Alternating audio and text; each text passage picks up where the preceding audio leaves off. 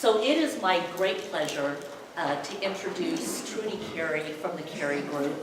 She is someone that I met about 10 or so years ago and had the pleasure of buying a home from her that she developed and had built, and I still live in it today. And so it was fortunate to get to know her in that way and through kind of the end of the construction phase. And someone that is, you know, I have to say it, as a woman as an architect, a general contractor, a developer, woohoo! So I'm going to just turn it over to Trudi, and you can maybe give more of an introduction. But thank you for doing this.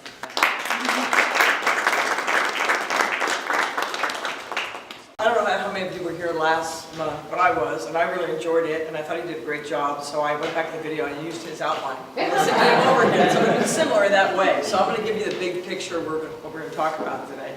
So first I'll tell you a little bit about my personal side, and then I'll describe to you the companies that we're currently running, and then I'm going to show you some of the projects we've done over the years. And I point to those because each one of those, and we're not going to go over all of them, were major tipping points in my career, and I'm going to tell you why they were tipping points.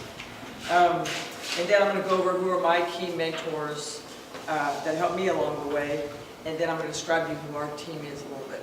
So that's where we're headed. So first of all, I'm one of 4 children. I'm the baby. I have a brother, 2 brothers and a sister. And I was born in San Luis, Missouri, where my parents grew up. I'm totally double-bred. My mother's side of the family were entrepreneurs. They were in the recycling paper business in Chicago and St. Louis. And my father's side of the family, they were real estate brokers first and became later real estate developers. So our house was always ideas. In the meantime, my mom loved to knit, and she started a nonprofit knit shop and raised money and gave that to charity. So we did a lot of charity things. I did a lot of bows for 1,000 guests, things like that. So I have a lot of charity experience with my mom. So my dad was a serial entrepreneur, and unfortunately for that, if you're a child of a serial entrepreneur, my life was pretty much like way up here. Rolls Royces, big house, Lear jets, oops, living in a motel, got evicted, eating pancakes and scrambled eggs, woo, big house, Lear jets, oops, back to an apartment, my teacher's driving me to school because we have no car, oops, and so it was, I'm a little sensitive. I get embarrassed easily because there were some really bad moments and all that. My goal in life, I think, was to not live like this. You know, I ended up going to maybe 7 or 9 different schools because if you go broke, you move to another city, you start over. The real decline of my poor dad was that they invented TRWs. You couldn't go to a new town, show up in a nice car, and everybody loved you. Your credit report started to follow you, and that really screwed up his cycle. I have 2 sons, Nathan and Sam. Sam is here. They're born and raised in Santa Barbara. And I am married to Jacob Izrashvili, which nobody can say. I've been married 5 years. And he is an international physicist, scientist at UCSB. But he's also an entrepreneur and owns his own company called Surfforce that makes a high-end nano measuring devices. So we're like overbred. And Sam and Nathan both have their own businesses, so it's crazy. And they're working out of my office, so it's like you think this is an incubator hub? You should see our house at dinner. So I credit a lot of my success to school and education. So when times are great, I went to a private school where my mother had gone, or her sister had gone. It was in St. Louis, you know, President Bush's wife went there, you know, it was a big thing. And then it was the fall of the Jewish Empire at age 10, and then I went to public schools after that. But I just had great teachers along the way that mentored me. And in high school in St. Louis, I was really good at math, and I was good in art, but kind of like a hard mathematical art, more like Vassarelli kind of art.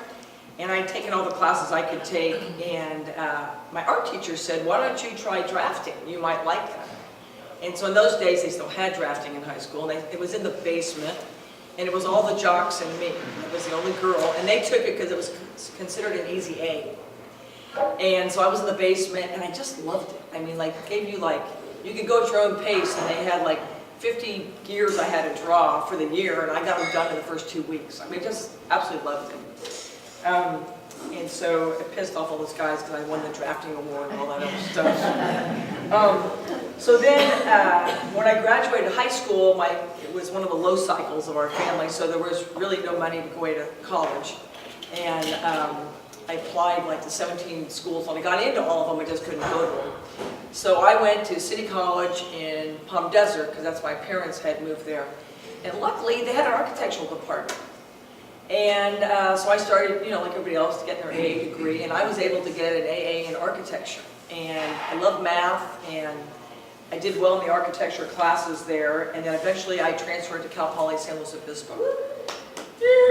And then, and there I went on and did their 5th year in Florence, so I got that experience too. But the funny part about this story is, I wanted to be a structural engineer. And I was working for an engineer, and he said, oh, be a structural engineer, my boss said, because they make the most money. They're the highest pecking order. And you're good at math. Oh, okay, that'd be good. So when you go to Cal Poly, you have to check off what you're going to be. You declare your major. So my older sister, who I idolized, she said, well, what are you going to check off? And I said, I'm going to be a structural engineer. And she said, oh my God, you're going to wear a pocket protector. That is so nerdy. Just be, what are your other choices? I said, well, you could be a civil engineer. You could be, oh, be an architect. That's much more glamorous. I said, okay. So she told me to, I put architect. So that's really how I became an architect. My sister told me to, because the clothes were better. So that's the truth. And then one of the other funny things is, you know, I got to Florence, right, and I'm used to being a straight A student. I do exactly what the teacher says. I follow the rules, you know, that's good. And you get to Florence, and the first thing your teacher says is, well, I want you to go over to this building. There's going to be a rally there. Enjoy this space, and we'll see you tomorrow and see what you think about that. And I'm like, well, is there an essay due? You know, do you have to write 200 words on it? Do you want photos? Do you want a drawing of it? No, just go experience it. I said, no. But you know, it was very hard from Cal Poly to say, we're just going to go experience it? Are you crazy? Where's the numbers? So it was just a whole different learning curve for me, and it was just a fabulous experience. So here I am.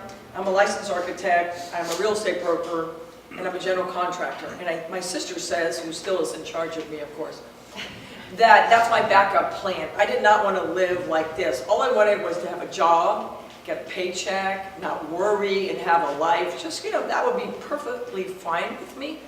Never want to be an entrepreneur. I just didn't want to have a stomach ache and move 100 times. And my goal in life was for my kids to go to one school and live in one house. And I've achieved that goal. So that's my best achievement. But she thinks I always have to have a backup plan. So I married someone who wanted to be an entrepreneur, and he was also an architect. And I was like, oh my God, you have no idea what you're getting yourself into. Anyway, so I actually would have become an entrepreneur without my husband, Tom Carey, because I would have just stayed being an architect completely. So I'm going to show you now our favorite quote. Now this is on when I was a kid, these are the favorite quotes that my parents had on the refrigerator door. See if you grew up like this. Oh, I have to be the clicker. Oops. So this was on our refrigerator door. This is my mother's favorite saying. If life gives you lemons, you just make lemonade. She was never, even when you're being evicted, we'll all work out, no big deal, you know, it'll be an adventure, you know. She was really good at compartmentalization, let me just tell you. And we can't read this one, but my dad's favorite was, if you're being chased by a crowd, get in front and call it a parade. And that's pretty much true. It's like, my mother said, oh, you worry too much, you know, don't worry about it. It's like, really? So that's kind of gives you an idea. So the next one is going to be, if this works. There. Here's a job history, which is right down the middle. I started off like everybody else doing babysitting. And then I was a waitress during high school for private parties. And then I was a DMV clerk while I worked my way through junior college. I issued driver's licenses. I can tell you the eye chart if you want to cheat. CBD. And then I was a math tutor, and I conquered in City College. They were paying, I don't know, $5 an hour to tutor math students, and then I would put before finals 30 kids in a room, and I was making really good money. So that was good. And then I worked for an electrical mechanical engineer. He's the one who told me to be a structural engineer. But I was doing the engineering, the tutoring, and the DMV, all three at the same time while I was in City College. And I was saving my money to go to college. And then the next summer I worked for Walling & McCullum Architects in Palm Desert. And then after graduating, my parents said they lived in Palm Springs, and after Cal Poly, they said, no one in their right mind would ever want to move to Palm Springs after college. If we moved to Santa Barbara, would you move there? And I thought, I'd just roll down the hill, that would be okay. So my first job was with Garcia Architects, and that was at the time he was expanding Santa Barbara Savings. They were doing new branches, and I was drawing new branches all over California for Santa Barbara Savings. My job was to do the columns. But also Gil decided to be a developer, and so I had a real estate license by then. So I was going to the planning commission for him a little bit and helping him. He was just doing spec houses one at a time. And then after that, I met my husband at Garcia Architects, and we formed Carey Glick and Associates. My main name is Glick, and we weren't married at the time. And we formed a partnership and we went business for ourselves. And then later, when my dad had more Versals, we decided to get the Glick out of the name. It wasn't good for business. I didn't want the creditors calling me. They should go that way. So then we became the Carey Group. And then Salesworks became our brokerage firm where we put the E&O for real estate brokerage. And in there we did sales and marketing, performas, that kind of stuff. And then later, after I got divorced, so we ran that business for about 17 years together. He was president. And then I became the president, and I took over the company when we got divorced, and that's been doing that by myself for about 22 years. And I got into the self-storage business, and today we run Patterson Self-Storage. I'd see us over the green roofs at Patterson and 101. We went into the wine storage business, which is ironic because I don't drink. And Salesworks is still doing brokerage, and that Andy Griff sold Susan her home. So I just change my hats when I go between things. So that's kind of sums up that. There's a couple things I didn't put on there that were really important that I should have said is I was a Sunset agent for 10 years. Sunset Real Estate finally sold out to Berkshire Hathaway along the way. And I had a very good partner, Joyce Scott, and she was 30 years my senior. And Sylvia Di said she'd be a good partner for you. And we were like total opposites. Just think Mark and Mindy. She had one of those purple dyed wigs. And she was from Montana, and I was 23 at the time, and so that makes her 53. She drove the big Cadillac with fins, you know. And I had never met her before, but I'll tell you something that Joyce did that I'll never forget. We met Joyce because she showed my dad a house to flip in Hope Ranch Annex. She was wearing all white, and the owner's dog came out and lifted his leg on Joyce's white thing, and like there's urine going to... Never signed Joyce. It never phased Joyce. Just signed right here. She never said a word about it. She didn't do anything, and I thought, whoa, is she cool? So, and we were one of my best friends for life, and she passed away recently, but even up to the age of 85, I had lunch with Joyce every Wednesday at Beachside, and she would tell me something, and we would practice what I should do on a deal. So she was my sounding board. But we had a great run. And then the other thing happened along the way. I got asked to be on Midstate Bank's board. And I was on that board for 12 years, and then I got the experience of, we sold the Rabobank, and Midstate was publicly traded. So for me to be on a publicly traded bank board, it was I feel like I went to the University of Midstate. And those are really nice, smart guys. It was like smart farmers up in Salem, Roy Brandon. So that was another thing that came along. So, and then I went on Rabobank's advisory board, and that's a pretty big company out of the other ones. So that was pretty cool. So now, just to give you an idea, so today we have the Carey Group that does architecture, does our developments, we do property management, they manage the self-storages. Salesworks is still the broker, buys new deals, does performas, does graphics to support all these companies. Then we were running Patterson, the self-storages. We have about 1,600 spaces and clients. Then we have wine storage. And then Nathan has started a high-protein ice cream called Froyo. You can get it in Ralph's. You can get it at, that's 7,000 stores nationwide now. Running out of our office. And Sam has started Coastal Grand Architects. After working 4.5 years at the Tobes Group, he started his own company for consulting, for marketing, and startups. So we're busy, to say the least. And then all our projects have their own LLCs. So each project, that's another story. So, let's see, next. So my dad always said he did the best, a small developer, you do the best in a bad market. Because when it's a good market, you're competing with all the big boys who have a lot of cash. But when you're in a stuck market, they'll deal with little people. Because what else are they going to do? They're stuck, right? So looking back and getting ready for this, I ended up doing only impossible projects. I mean, that was the key to our success. We would roll up our sleeves and take on a project that nobody else could figure out what to do. And we usually could buy the land cheap and put in hard work for equity, and it worked out. I don't remember a project actually that didn't work out, to be quite honest with you. So either we were good guessers or it just worked out. But I mean really crazy projects. So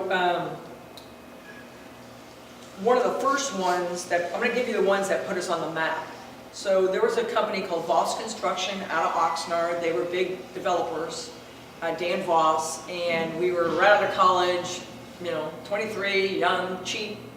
And he was one of those developers, he knew what he wanted. He just really needed a draftsperson, And then he would put me in the car and drive me from subdivision to subdivision, showing me in each model home of his competitors. I like that kitchen, but I don't like this. I like this, but I don't. Go home and do that. Well, we were talking projects that are 500 units in Oxnard. I mean, these are big projects. And so we did 2 or 3 or 4 for them. You do 4 models, and then I'd flip them and make sure the kitchen window didn't look into somebody else's kitchen window. And I was doing it mathematically. And that was the first time in Oxnard anybody had thought about not having 2 mirror houses look into the window. That's not rocket science, but it was then. So we had a matrix on that. It was a big deal, with Avery stickers on a big board. But what happened that was crazy was he got hooked up with the, what is her last name? I can't remember the McGrath family, who owned a lot of land in that area. And he got an option on a huge piece of property at the corner of Woolley Road. At the end of Mandalay Bay, there was a big farming site right there. I can't remember how many acres it was, maybe 40 acres. And he decided, as a developer, he was going to do a master plan there, dredge the harbor and make harbor lots and go into this ag land that was zoned ag. And the short story is, we were the architect and the planners, and we went up to Cal Poly, just out of the seat of my pants, went to Cal Poly and got an ag dirt expert to come down and say that wasn't really ag land. 90 years ago it was a salt marsh, and it was really man-made ag land, and we got that rezoned, and that's Mandalay Bay Phase 4. And that was all done just with intuition and graphics and eyewash and just to get them approved. Well, the crazy thing that happened after that was, we had a helicopter take an aerial to show that pesticides would kill the houses next door, and this was for the good of the community, all that stuff.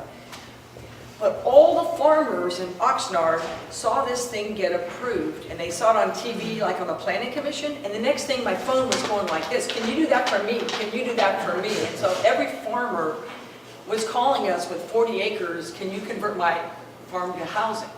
And so we were the pets of the Oxnard farmers, and that was a huge tipping point for us. We were young and stupid, but we did it.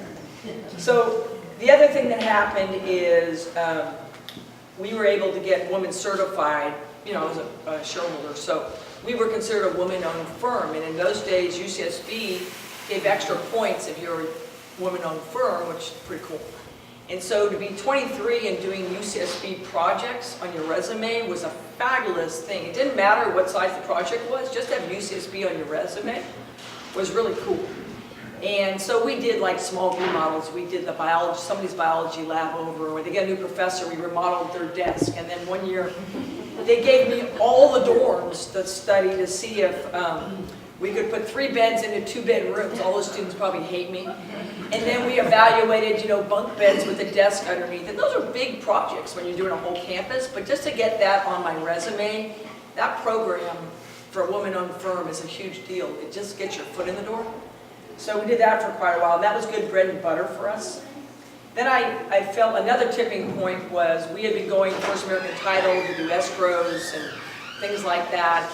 And we just had a good relationship. I was good for my word. They were good for their word. And the next thing I know, they're expanding, and I'm the architect for First American Title in Lompoc, and I'm a contractor. I'm the First American Title architect and contractor for Santa Maria. Their theory was, I have escrows with them, I must know how to do it. Then we opened Coast Village Road, we did First American there. Then they expanded and we made First American Coast Village Road. We did that twice, they got bigger. Lompoc got bigger. And then the craziest thing of all was they were on their Upper State Street location, and I don't know how many of you remember it. They had the whole building. And so escrow was on the first floor and title was on the second floor. And again, it was the middle of recession. See, opportunities happen in recession. And Joe Brusk called me up and said, okay, here's what we need to do. We can't afford this building anymore, and we want to consolidate. We want to move escrow upstairs and sublet downstairs. I said, okay, I'll look at that. We can replan it. And he said, I said, can I be the broker to do the lease on the downstairs while I'm doing the architecture for the upstairs? He said, I don't care. I said, I don't care. So we ended up bringing in Tenet Healthcare to the first floor. We were the broker, the architect to redesign everything, and then we were the contractor that did it. But the crazy part is, they wanted to close on Friday night downstairs and be open for business on Monday morning at 8 a.m. and not miss one day of escrow. So I had to have 24-hour crews and construction crews, and we did it. And let me tell you, every escrow officer wants her chair back. She wants her file and her coffee mug right where it was left, right before they went up. So it was a big deal, and we actually got it done. So Joe gave me a nice quote, and I was able to do that. And FATCO's publicly traded, so that was kind of cool on my resume, too.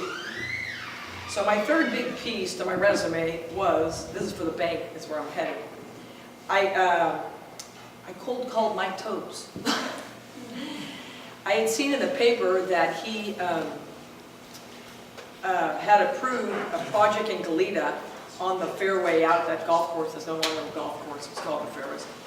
And he's just stupid. I said, you know, I saw you got approved, and don't you mostly do commercial work? Would you consider selling me that piece of property?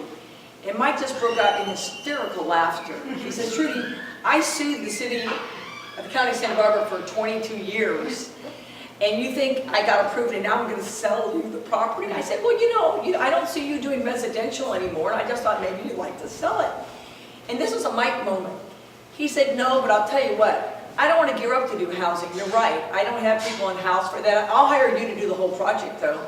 And so I was his architect, and I brokered his condos. I was the architect consultant. I ran the job site. I did a market, and I did the DRE. And so after that project, we went on to do the one out at the Fairways. Then we did the affordables by Costco across the street. I think there were 60 of those. We did a project in Aurora Grande. We did La Cooper Hills together.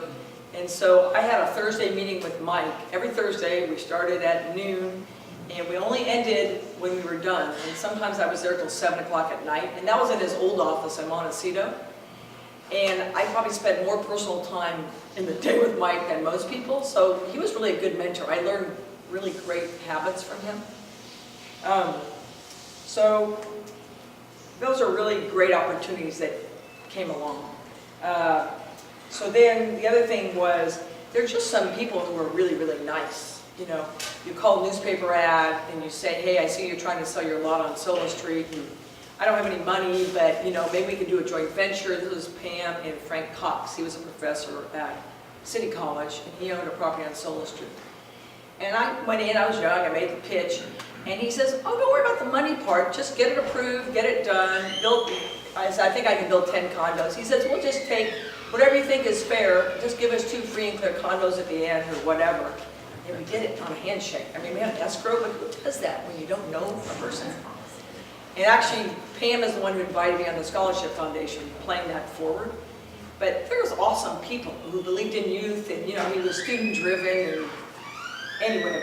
So after all this craziness, and we're in a bad recession, interest rates are 18%, and Santa Barbara Savings comes to us because they had been the lender for the big developer in Oxnard, and they said, we're being taken over by the feds, and we've been land banking this land, and we have a very successful project in Santa Maria. The developer's on the 3rd phase, and I think it was actually Dan Voss's, and under the rules, we can't let him buy it because he's our partner. And you've had some good success, and we see your name on the drawings for all these subdivisions. We think you're ready to take this project, and we're going to give you a 100% loan to build 33 homes in Santa Maria. Now you have to, the sucker moment, interest rates are 18% at the time. And we're thinking, oh my God, they believe in us, we got this big loan, our interest rates are 18%, we can do it, blah, blah, blah. So it's not like today where you put up 3 models, we put up all 33 homes. And off we went, designed a new product, and everything was going just gangbusters. I mean, it sold 7 houses, no problem, whole thing. The space shuttle blew up. And all those engineers that were buying for 7, who had reload packages, they all went back to Denver with Mark Marietta, and now they're listing those houses with reload less than I'm selling a new home for in my own subdivision, and interest rates are 18%. So I had a Sunset agent up there working the track, and I thought, they're never going to get through this. And the only way I'm going to get through this is I'm going to have to sell those houses. So I drove every day to Santa Maria. I got someone to spell me, but I went Friday, Saturday, Sunday, which were the prime days, and I drove up, and I just had a baby. So I went, that was 1983, that's when Nathan was born. So I drove every weekend until I sold out those 33 houses, and the market was so bad, even with flags and new homes, the cars wouldn't stop. I mean, they just drove right past you. So I finally took the sales desk and I put it in the driveway, like the Peanuts thing with Lucy. And it was and I was just going like, oh hi, and they would just roll down the window, they still wouldn't get out of the car. And I finally got those 33 houses sold, but I took loans on fishnets at the time because I had a fisherman buy, that was his equity. I made jewelry, I made every kind of loan you could make to get those sold, and we got them sold out. But the best part about this story is, I made the architecture fee, the contractor fee, and the brokerage fee. So I could sell those houses at cost and still go to Florence. And so that's always been my backup plan. So whatever you do, if you have a profession, which is kind of like what we heard last month, he was a CPA first, and now he's getting all his fees. So in my stomach, if all things go wrong, at least I ate. And that's the only way I could tolerate really being a developer. So that was crazy. And then another tipping point was, how was the time? Another tipping point, which was weird, is here I'm doing all this work for Mike, and we're building 67 homes up, and Carey Group is building 67 homes up in San Luis Obispo at the time. And it was a 2-phase project, and we were finishing up the first phase. It was selling pretty good, but we still had maybe 5 or 6 houses to go. So I turned in the loan for the other phase, and it was Hal Rosen, who was a loan officer at the time for Mike. And he said, Trudi, I went to loan committee, it's going to be too slow for you because Mike wants to see you 100% sold out before he'll fund the second phase. Well, that's not very efficient for a builder. You have all your stuff there, So, and he just said straight to me, you'd be better off to go to another bank for this one because I don't want to see you get held up. It was pretty straight. So he said, maybe try Midstate Bank. So this is crazy stuff. So I called Midstate Bank and I asked for Carol Pruitt because I had heard him talk at a BIA meeting. So Carol Pruitt was the president of Midstate Bank. I didn't call a loan officer, Trudi, I just called the president. And what did I know? He had a habit, he always answered his own phone. So, this is Carol Pruitt, second ring, I'm like, woo. And I told him my situation. I own this thing in San Luis Obispo, and I'm a good borrower of Mike's, but they don't want to fund to the second phase, and my option's coming due, and I got to get this done in about 30 days, and I'm kind of in a crunch. I never met you, but I hear good things about you. And this is what Carol Pruitt said. I know all about you. I know about your project. We'd love to have your business. I understand you need the money in 30 days. Here's what you're going to do. Now, this is a good banker. He said, you go to the Glida branch and get a regular homeowner application. and we're going to make you a personal loan so you can close your option for $500,000, which was a lot of money back then, still a lot of money. And then after that, we'll have time for the appraisal, and we'll do all the paperwork. I know the site, I know your reputation, no problem with it, and you will find, they'll be ready for you when you go. Just fill it out, you know, your typical application, and we'll just make you a personal loan in the meantime, and then we'll figure it out later. So that's how I became a customer of Mid-State Bank. And I learned things from them you can't believe. Carol Pruitt's habit was to visit every branch once a month. He came to he would call me up and say, I'm going through Santa Barbara, I want to meet you at the construction site, show off your stuff. We'd walk around, he loved it. But he made you feel very special as a borrower, like he was vested with you, and he was proud of you. So that was pretty cool. So then, play this forward a little bit. Mid-State calls and says, we were wondering, would you be interested in going on the bank board? We'd love to have you, pretty much. And I said, whoa, I don't know about that. I'm doing all Mike Tobes' work. And I'm doing all Bank of Montecito's workouts, because Mike could not hire his own construction company by law.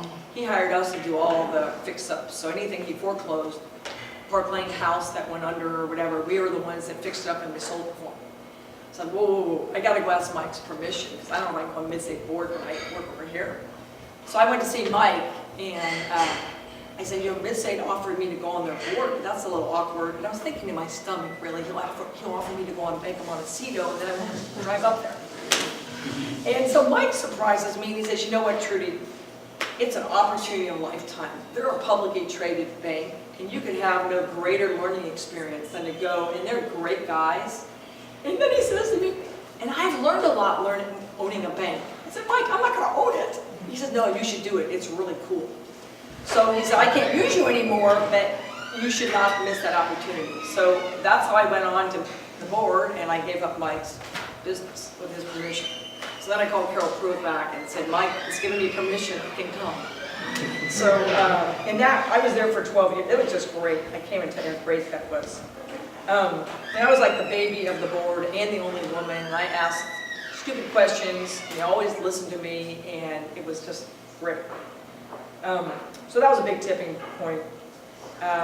Then I was looking for new sites, and you know, I didn't think I was going to find another site in California. Really, I couldn't find land. Everybody was building in Arizona, and I thought, well, okay. So we went over to Arizona. My aunt was working for an agent over there, so we got us in the car, and we were looking at housing sites, and I saw Weyerhaeuser doing you know, the big boys were doing Phoenix and everything. I thought I couldn't buy the lumber the same as them. I better stick to being a small fish, big pond, or big fish, small pond. But typical broker, he has me in the car. I don't want to buy anything. And on the way to the airport, he says, I have one more thing I want to show you. You know, there's always one more thing. And he gives me this big packet of stuff, and he says, that's a self-storage site that's approved. You could build a self-storage site. I'm a home builder, right?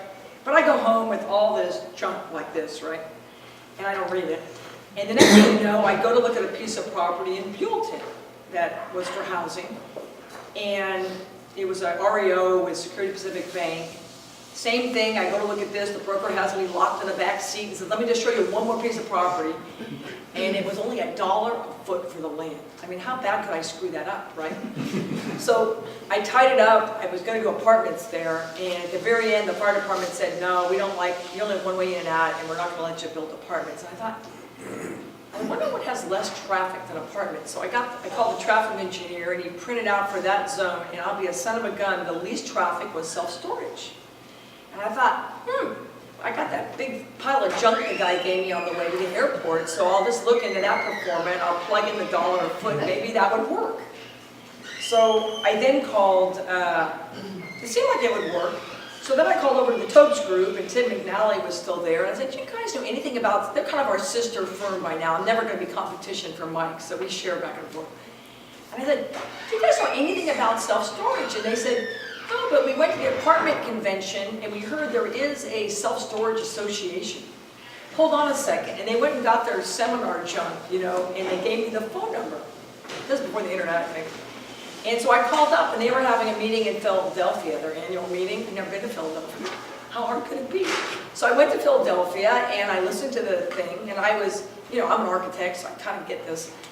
And there was one good speaker out of the 50 speakers, and I went up with my card and I said, I don't need to reinvent the wheel. Could I hire you to set me up in a self-storage business? And he said, I'll take you from the beginning to the end. I'll show up on the day you open the doors. For $10,000, I'll be your consultant. I said, deal. That was Tom Litton. So he became a fast friend. So anyway, we built in Buellton. And then after that, I was driving down the freeway in blue jeans from Buellton. And I saw this vacant property at the corner of Patterson and 101. And so I just called 411. No, I called title company, called Backhoe and said, who owns the, the northeast corner of 101? And they said, that's owned by Harold Franks, Harold Applied Magnetics. I'd heard his name, but I don't know Harold Frank. So I call Applied Magnetics, just like this story with Mid-State Bank. And I'm thinking I'm going to get a secretary. This is the president of Applied Magnetics, right? Hi, this is Harold. Harold answers his own phone. Shit. So I wasn't even ready. I was just going down the freeway. So I said, oh, hi. You don't really know me, but I was interested in buying, if you would like to sell the corner of 101 and whatever. He said, I would love to. Do you want to come over now? This is the guy that's a president. You want to come over now? I'm like in jeans and construction dust. I said, well, maybe not right now. But how about tomorrow? He said, how about 2 o'clock? I said, that'd be great. So I go back, I call the title company, I get the plat map, I kind of figure out how fast, how many units can I get on it, and by the next day I go to Harold and say, I think I can get XYZ on your property, but I don't land bank and I don't want to buy anything until I have a permit. Would you be interested in that? And Harold says, we've been so stuck, Investec tried to develop this, and this guy tried to develop this, and it sounds like a great idea. Good luck to you, young, you're peppy. Try it, and we shook hands. Then it turned out his lawyer was my lawyer, so I couldn't use my lawyer.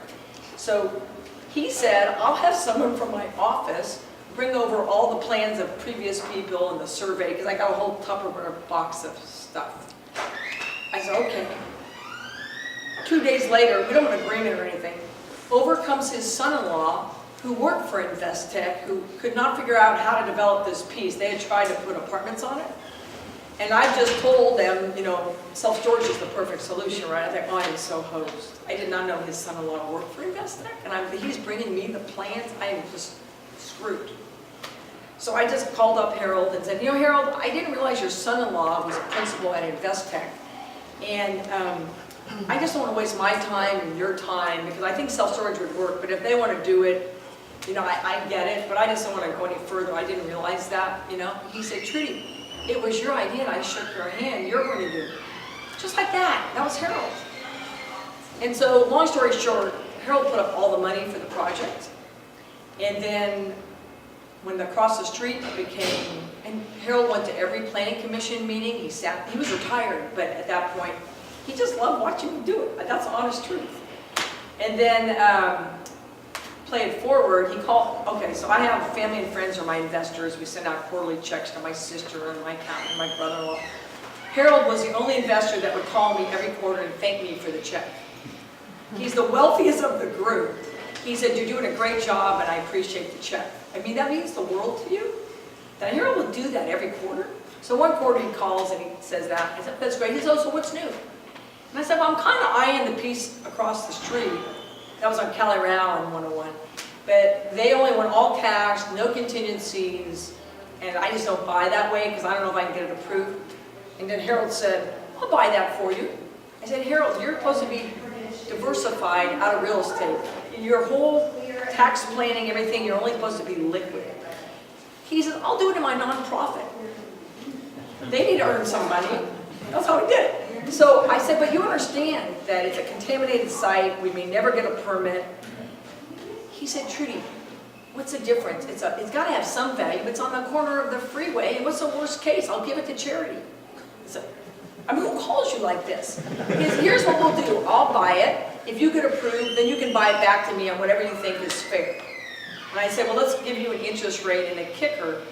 And I said, probably right now, I don't remember what it was. It could be 5%, maybe 7%. What do you think? He said, well, 7 always sounds better than 5. Why don't we do 6? Done.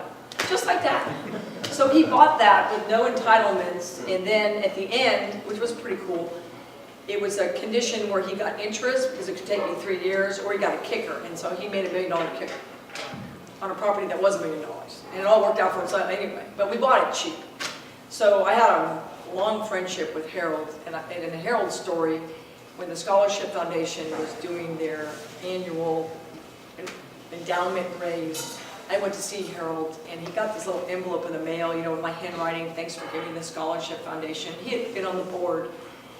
And the guy, he said, well, how about I just give him $1 million? He said, I thought maybe he had dementia. I said, Harold, are you sure? He said, well, do you think it's a good idea? Would you do it? I said, if I had the money, I would do it. So he said, Elliot is his secretary, who's still there. She brought a check for $1 million, and I took it to the Scholarship Foundation just because I was over there one day. So it's pretty cool.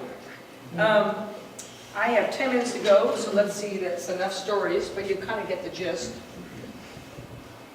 Oh, I'm going to log in every time I do this, apparently.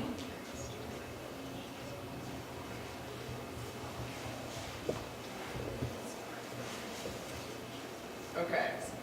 So, just to give you some examples of the projects we've been talking about.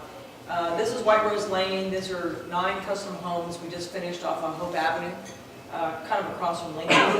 This is the Mandalay Bay project I told you about that at age 23 we did for Dan Voss. They made the farmers jealous. That was farmland, that whole piece. It eventually sold to Disney. That's who developed it. That's a picture of Sam's company. He's working on helping somebody with a startup. This is First American Title, which I just consider them family. We probably did 9 projects with them. And then this is our self-storage. My office is upstairs over here. That's the one off of Cali Route that Harold bought the land. This is the one I initially called Harold on when I was going down the freeway. And this is just a shot of Nathan's ice cream. That's on the shelf now nationwide. So that's pretty cool. And then in mentors, good storytellers, I've told you about Mike.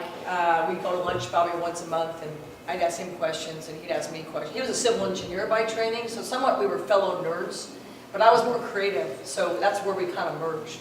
He was cost efficient, and I was creative. This is the Mid-State Bank Board directors right before we sold. And this is my good friend Joyce Scott, who was my real estate partner for 10 years. This is my cousin Bobby. He's on my mother's side. He's the last successful of all the relatives. Everybody else went broke. And so we always swap business stories. He recycles everything. You know, if you, I'll give you an idea, expired olive oil or Wesson oil, they buy that as scrap and then they sell it to make the people who make tar off on your feet. So they recycle everything. So they're just great. And my dad always said the Wall Street Journal was his Bible. And that's really become my Bible. I get a lot of ideas from the Wall Street Journal. And that I am lucky enough to have a great team of people who actually love what they do and are possessed like we are. So this is Peter Brown. He's a land use attorney. He recently retired. But when I took over the business and I was the woman, he was my man. So when I went to the Planning Commission, if they didn't listen to me, Peter stood up. And really, Peter gave me the courage that I could do it by myself. That I wasn't sure I could be a developer by myself. And this is Jim Koopman, who's our accountant over at DeMitz, and he's a serial entrepreneur himself. And this is John Makel. The C. Makel is the law firm, luckily. And John's the kind of guy that when you're in the middle of divorce and they don't want to loan you money, and they always say when you make your financial statement, no one's going to loan to you because they don't know what you're going to end up with. John said, don't worry about it. Here's $500,000. Get going. You can get back to me later. So he was my first investor in my new life. And then Susan has been with us along the way. So she tries to keep me out of trouble if she can. I keep saying I don't need more insurance, and she keeps saying, yes, you do. And she's always right. But anyway, so all these people would pick up the phone in the middle of the night for me, or show up, or if I have to go to the Planning Commission, Susan will bring her whole office to sit there for me to fill the seats. So they're quite something. And this is the real team. This was my wedding about 5 years ago. And so all these people are probably in there.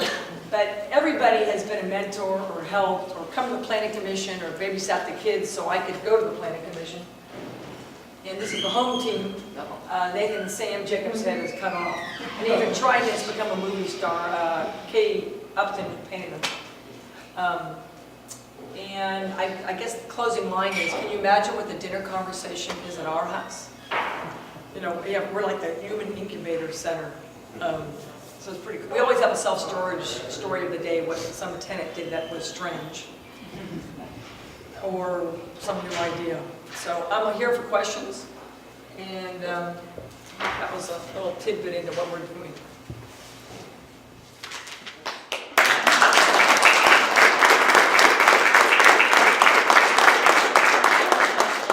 I learned so much today, Trudi. Thank you. But I have a question. If you look back through your career, is there one thing that you say that, gosh, why did I do that?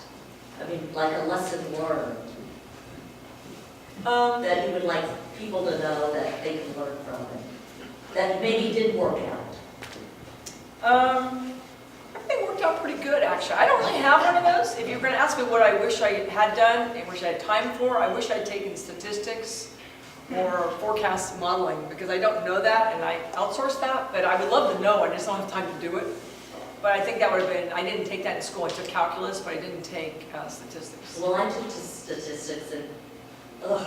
That would have been handy. The other hurdle is I had to get over personally that did I want to be a speculator or an entrepreneur, because I did not want to be that.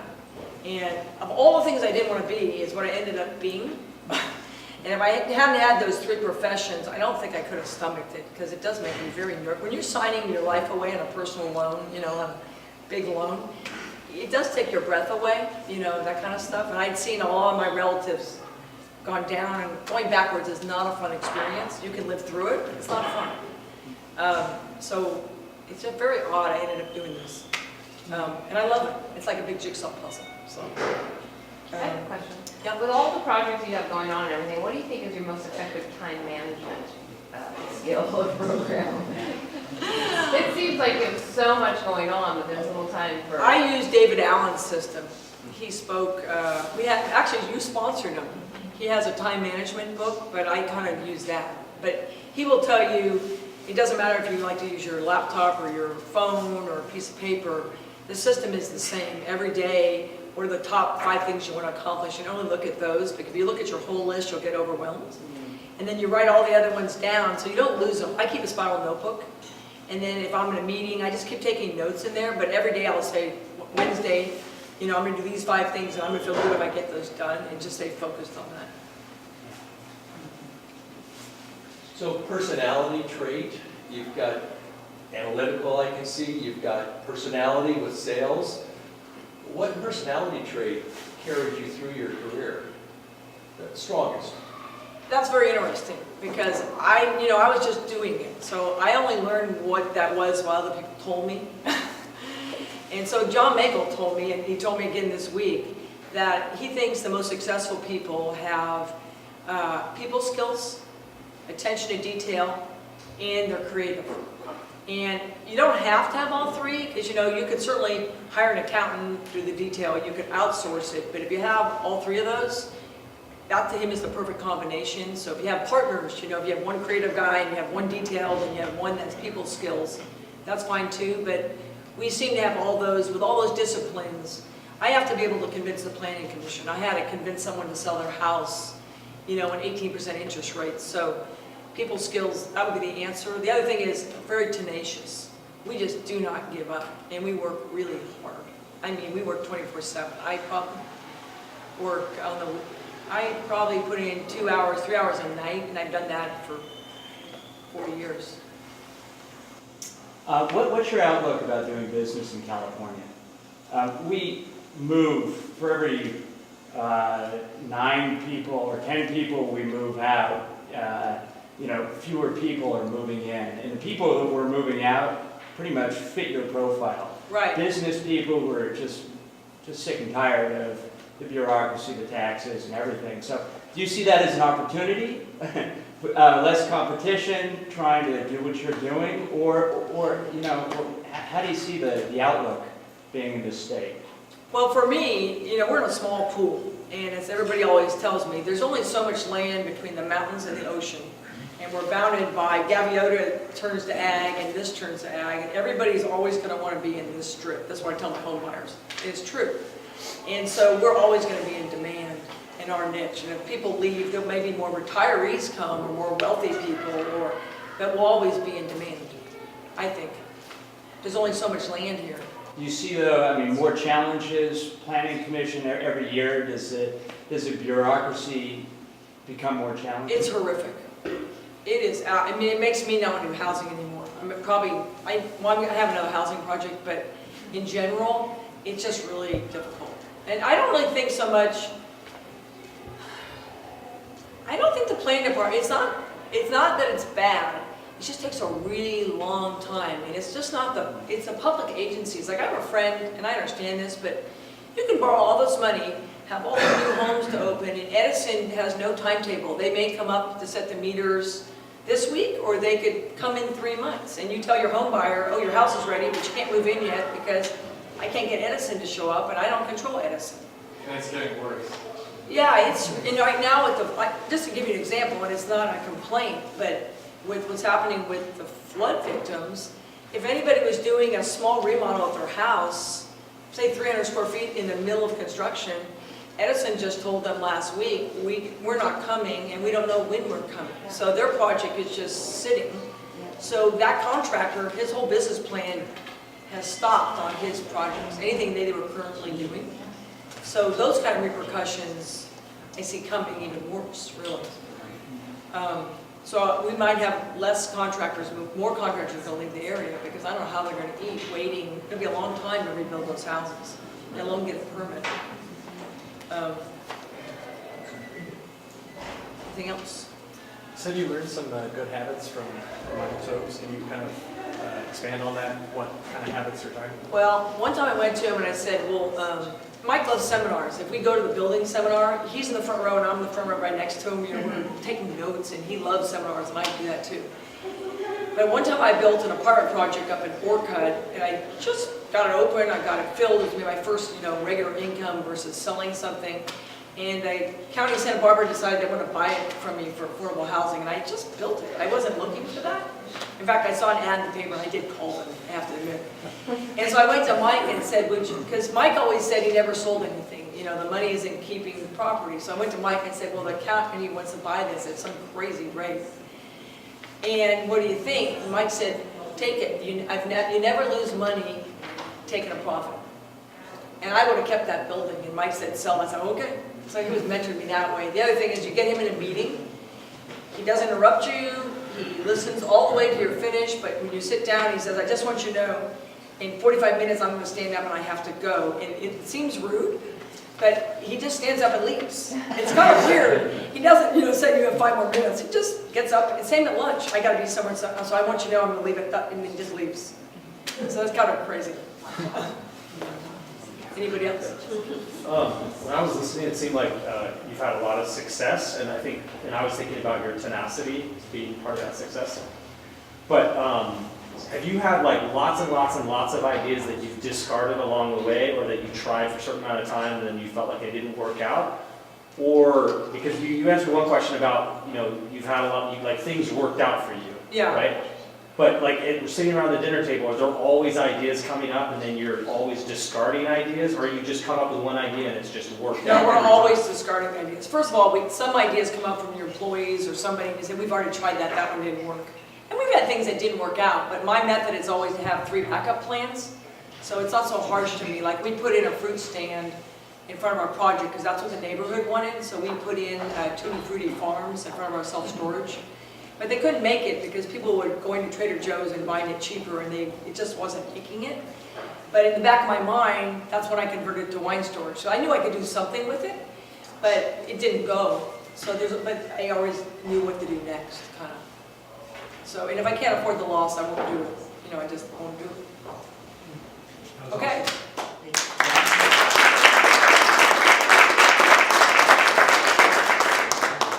So we started this trying to give you ideas by teaching, business leaders, tools that we thought we all needed. And as we've shifted into some of these great stories, I think the lessons have gotten better. Certainly much more interesting and exciting. So we're going to keep doing this. It's going to be with a little less regularity. So I would encourage you all to look for, invitations and announcements through emails as we do our next our next event. We may be looking at perhaps doing something on tax reform, or finding another really interesting speaker. But please pay attention to what we send out. I know there's some new faces, and that's one of the great things about having new speakers is that we all bring our crowds, our fans. Think of your friends, think about how this can benefit you as we do continue this series. Thanks for coming out. I hope you have a great new year in January, and we'll see you soon. Trudy, thank you so much.